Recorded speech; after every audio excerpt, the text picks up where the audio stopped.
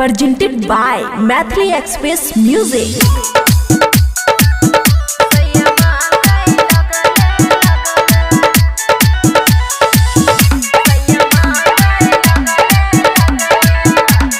खुशी recording studio बलुआहा।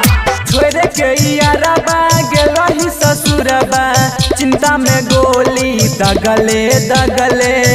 की कहियो हमर मजबूरी रहे, देगे हमर सोनामा कलही न फोनामा, चिंता में भेलियो पगले पगले। रात हमर बीत जाए छही जगले जगले, सैया मांगई लगले लगले। रात हमर बीत जाए छही जगले जगले, सैया मांगई लगले लगले। डीजे गुड मधुबनी, डीजे मांगे सैया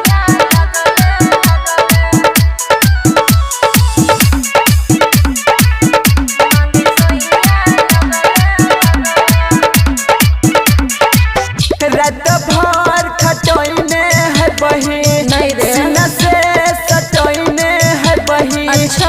होठबा के लहलिया बाबू। मन भर चटोइने है बही।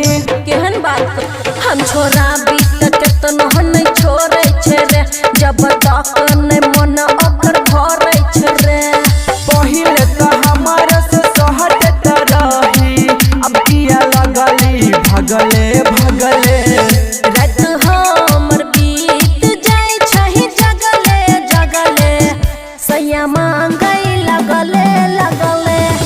रात हमर बीत जाए छही जगले जगले, सैया मांगई लगले लगले। डीजे गुड मधुबनी, डीजे मांगे सैया लगले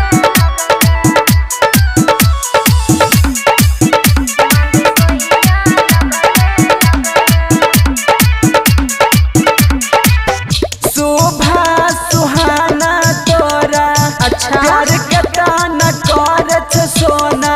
ओहो। कई बेर रातिया में हाँ। चुमा तोरा लई छौ सोना।